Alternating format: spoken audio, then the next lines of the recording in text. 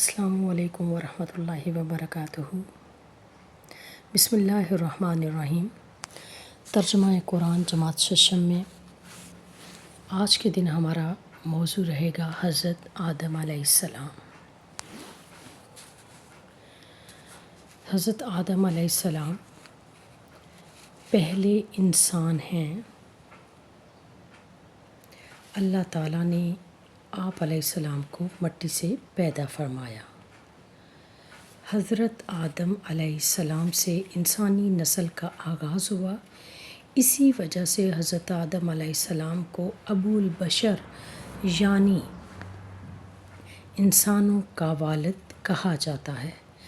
آپ علیہ السلام کا ایک لقب صفی اللہ بھی ہے، یعنی اللہ تعالیٰ کے چنے ہوئے۔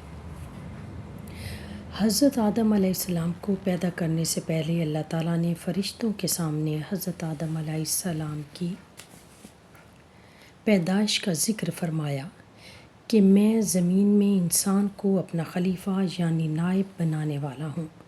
فرشتوں نے عرض کیا، کیا آپ ایسی مخلوق بنائیں گے جو زمین میں فساد مچائے گی اور خون بہائے گی؟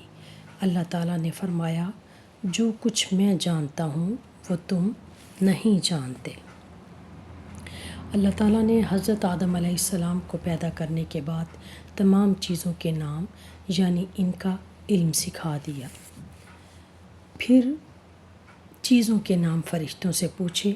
فرشتے ان چیزوں کے نام نہ بتا سکے۔ حضرت آدم علیہ السلام نے ان سب چیزوں کے نام بتا دیے، کیونکہ اللہ تعالیٰ نے حضرت آدم علیہ السلام کو علم کے لحاظ سے فضیلت عطا فرمائی تھی۔ اللہ تعالیٰ نے فرشتوں کو حضرت آدم علیہ السلام کو سجدہ کرنے کا حکم دیا۔ تمام فرشتوں نے حضرت آدم علیہ السلام کو سجدہ کیا، لیکن ابلیس نے سجدہ نہ کیا۔ ابلیس جنات میں سے تھا۔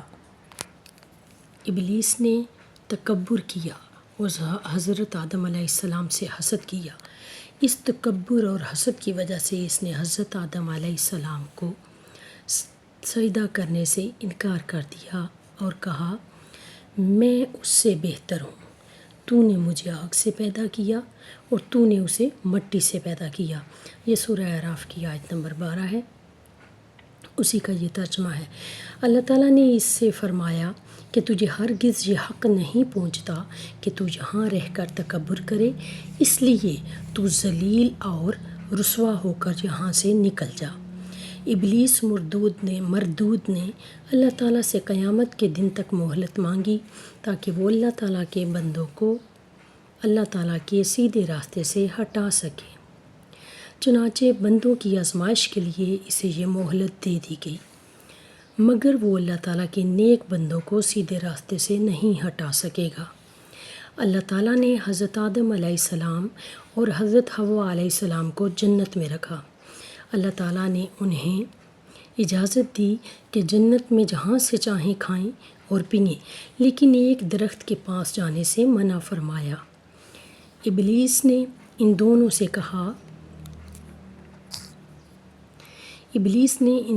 کہا کہ کیا میں آپ کو ایسے درخت کے بارے میں نہ بتاؤں کہ جس کا پھل کھانے سے آپ دونوں فرشتے بن جاؤ گے اور آپ کو ایسی زندگی اور بادشاہت مل جائے گی جو کبھی ختم نہ ہو۔ وہ انہیں یقین دلانے لگا کہ میں تو صرف آپ دونوں کی بھلائی چاہتا ہوں۔ حضرت آدم علیہ السلام اور حضرت حوا علیہ السلام نے ابلیس کے وسوسے پر بھول کر اس درخت کا پھل کھا لیا۔ حضرت آدم علیہ السلام اور حضرت حوا علیہ السلام کو فوراً اپنی بھول کا شدت سے احساس ہوا۔ انہوں نے اللہ تعالیٰ سے معافی مانگی اور درخواست کی، اے ہمارے رب، ہم نے اپنا نقصان کیا، اور اگر تو نے ہمیں نہ بخشا اور ہم پر رحم نہ فرمایا تو ہم ضرور ہو جائیں گے نقصان اٹھانے والوں میں سے۔ اللہ تعالیٰ نے ان دونوں پر رحم فرمایا اور ان کی توبہ قبول فرما لی۔ اللہ تعالیٰ نے حضرت آدم علیہ السلام اور حضرت حوا علیہ السلام کو زمین پر بھیج دیا، اور پھر ان دونوں کے ذریعے بہت سے انسان پیدا فرمائے جن کی ہدایت کے لیے نبوت اور رسالت کا سلسلہ جاری فرمایا گیا۔ نبوت کے اس سلسلے کو نبوت کے اس سلسلے میں حضرت آدم علیہ السلام کو پہلے اور حضرت محمد صلی اللہ علیہ وآلہ وسلم کو آخری نبی ہونے کا اعزاز حاصل ہوا۔ ہمیں یاد رکھنا چاہیے کہ شیطان ہمارا دشمن ہے، وہ ہم سے حسد کرتا ہے اور وسوسہ ڈال کر اللہ تعالیٰ کی نافرمانی کی طرف لے جاتا ہے۔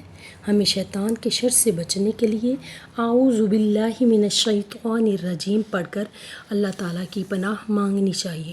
اگر کوئی غلطی ہو جائے تو اللہ تعالیٰ سے معافی مانگنی چاہیے۔ اللہ تعالیٰ معافی مانگنے والوں کو پسند فرماتا ہے، ان کی غلطیوں کو معاف فرما دیتا ہے۔ غرور اور تکبر کرنے والے اللہ تعالیٰ کی رحمت سے دور ہو جاتے ہیں۔